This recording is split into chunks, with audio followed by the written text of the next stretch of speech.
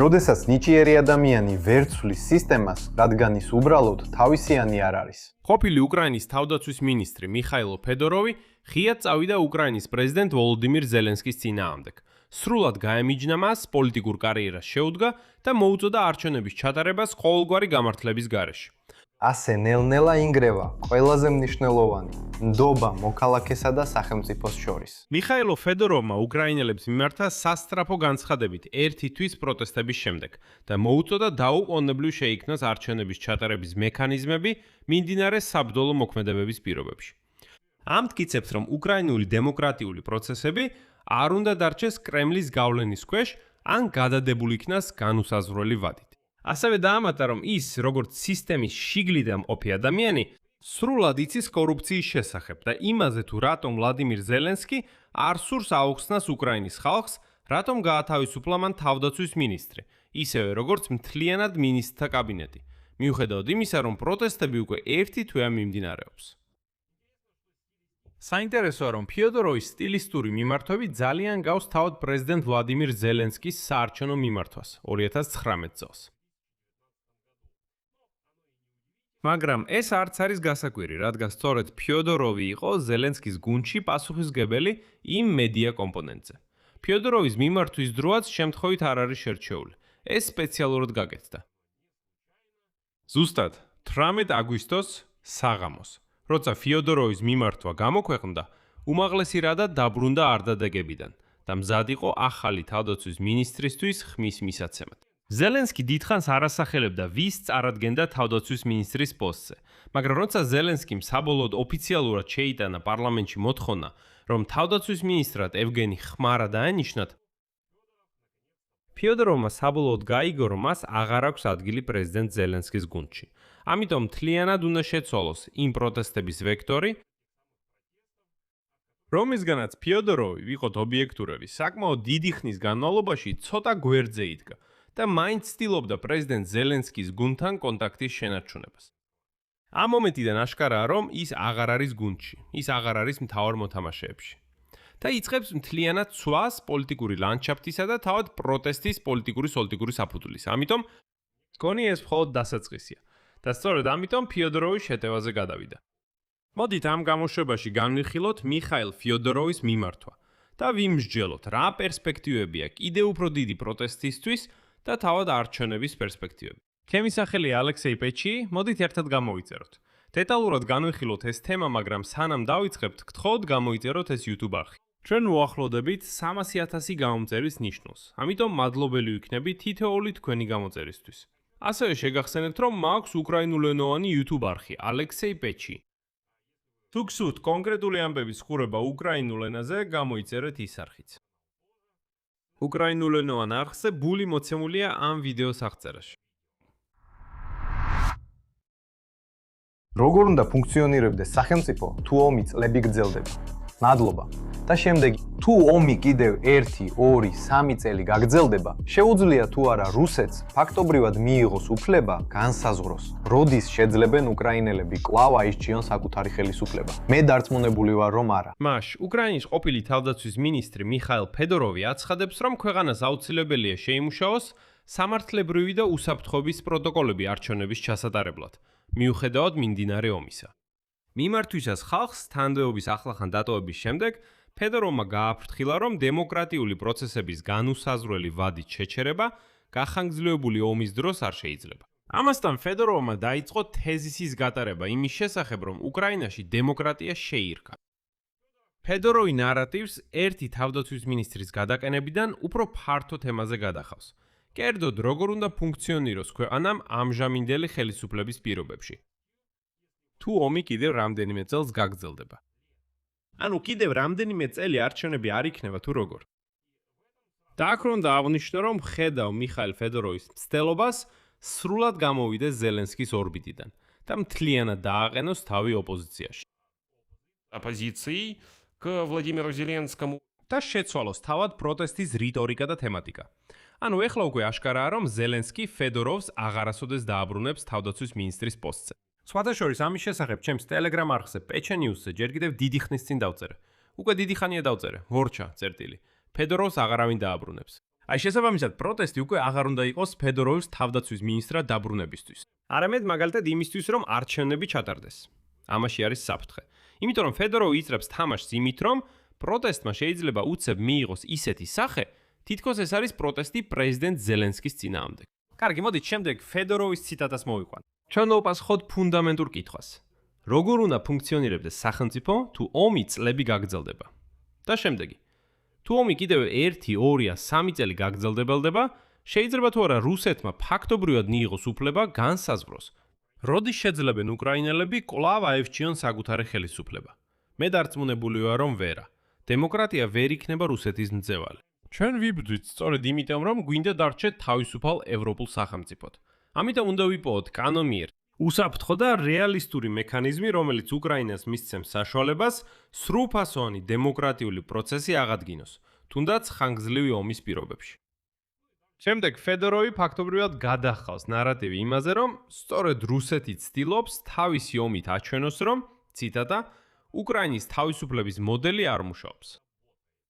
ამიტომაც ფედოროვმა ხაზგასმით აღნიშნა, რომ კიევმა უნდა შეიმუშაოს ლეგალური, უსაფრთხო და რეალისტური მექანიზმი, რომელიც მოქალაქეებს მისცემს საშუალებას ხმის მიცემის, თუნდაც მიმდინარე საბრძოლო მოქმედებების დროს.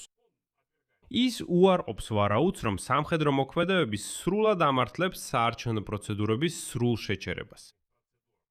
აქ მნიშვნელოვანია აღინიშნოს, რომ ყოფილი თავდაცვის მინისტრი მიხეილ ფედოროვი ავიარებს არსებულ მნიშვნელოვან ლოგისტიკურ სირთულეებს, მათ შორის ხმის მიცემის უფლების უზრუნველყოფას სამხედროებისთვის, რომლებიც საბრძოლო მოქმედებების ზონაში იმყოფებიან მილიონობით ლტოლვილი საზღვარგარეთ და ფრონტისპირა ზონების მცხოვრები. ასევე არ უნდა დაგვაუცლეს, რომ უკრაინის შიგნით ძალიან ბევრი იძულებით გადაადგილებული პირია და ძალიან რთულია განსაზღვრა, ვინ სად მისცემს ხმას. თუმცა ფედოროვი ამტკიცებს, რომ ოპერაციული სირთულე შეუძლებლობას არ ნიშნავს. და მოდით აქ შევჩერდეთ და გავაანალიზოთ ეს თეზისები, რადგან ისინი ლამაზად ჟღერს. აშკარაა, რომ ფედოროვი იმ ბანაკშია, ვინც ნებისმიერ სიტუაციაში არჩევნების ჩატარების მომხრეა. მაგრამ მოდით განვიხილოთ ყველა დადებითი და უარყოფითი მხარე, ყველა ფარული საფრთხე.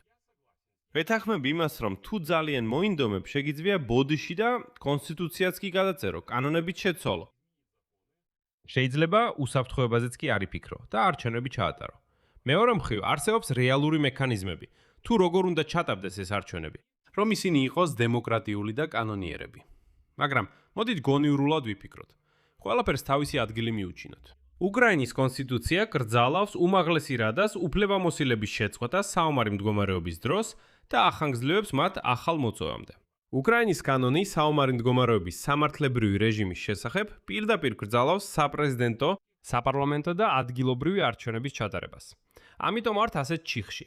იმიტომ რომ კონსტიტუციაში ცვლილებების შესატანად, რათა შესაძლებელი იყოს არჩევნების ჩატარება და შესაბამისად შემდეგ უმაღლესი რადას ამჟამინდელის დაშლა, საჭიროა პარლამენტის კედლებში ხანგრძლივი პროცედურის გავლა. ანუ იქ ორ სესიაზე უნდა მოხდეს კენჭისყრა, თანაც აბსოლუტური უმრავლესობით, ანუ 2/3 ხმები. აი შესაბამისად ეს რთული პროცესია. თუმცა კიდევ ერთხელ თქვათ, ეს განხორციელებადია. მაგრამ არსებობს სხვა ვარიანტიც. ეს არის დროებითი სამხედრო მდგომარეობის გაუქმება არჩევნების ჩასატარებლად. თუმცა ეს საშიში გზა არის, რადგან ეს შეიძლება გამოიწვიოს ხელისუფლებაში სწორედ ამის ეშინიათ მამაკაცების მასობრივი გადინება უკრაინიდან. თუ დროებით გააუქმებენ სამხედრო მდგომარეობას, მოუწევთ ყველა შეზღუდვის მოხსნა. და არა მხოლოდ სამხედრო მდგომარეობის გაუქმება არჩევნებისთვის, მაგრამ ეს ყველაზე მთავარი არ არის. ეს საერთოდ არ არის ყველაზე მთავარი. მუდმივი სარაკეტო და დრონები დაბომბვები საარჩევნო უბნებს პოტენციურ სამიზნეებად აქცევს. დამატებით, 6 მილიონზე მეტი უკრაინელი საზღვარგარეთ ან ქვეყნის შიგნით გადაადგილებულია. საზღვარგარეთის დიპლომატიურ წარმომადგენლობებს ასეთი მასშტაბის კენჭისყრის ორგანიზებისთვის საჭირო ინფრასტრუქტურა არ აქვთ. ასობით ათასი უკრაინელი გმირი, ჯარისკაცი წინახაზზეა. მათთვის არა მხოლოდ ხმის მიცემის უფლების უზრუნველყოფა, არამედ კანდიდატურების წარდგენა და ხმის მიცემის საიდუმლოების დაცვაც თხილებში ტექნიკურად შეუძლებელია. მაგრამ აქ ისევ ჩიხურ სიტუაციაში ვარდებით, რადგან კანონით არა მხოლოდ თითოეულ უკრაინელს აქვს უფლება აერჩიოს ხელისუფლება, არამედ აქვს უფლება იყოს არჩეული და ნახეთ რა სირთულეა. გამოდის რომ ჩვენ ზღუდავთ ჩვენ სამხედროებს უფლებებში, რადგან შეიძლება რომელიმე სამხედრო მოინდომოს თავისი კანდიდატურა წამოაყენოს დეპუტატის ან პრეზიდენტის პოსტზე. მაგრამ იმის გამო, რომ ის უკრაინის შეიარაღებულ ძალებში მსახურობს, მას ამის გაკეთება არ შეუძლია. რადგან საერთოდ ჩვენთან კანონით უკრაინის შეიარაღებული ძალები აპოლიტიკურია. მათ არ შეუძლიათ პოლიტიკურ ასპარეზზე გამოსვლა.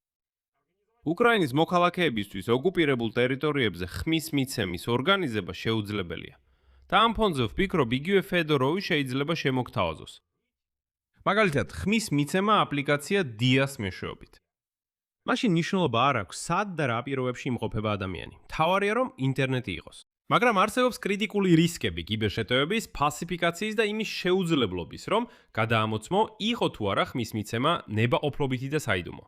ამას ვერანაირად ვერ გადაამოწმებ. ან შეიძლება ხმის მიცემა ფოსტით ჩატარდეს, როგორც ამას აკეთებენ შეერთებულ შტატებში.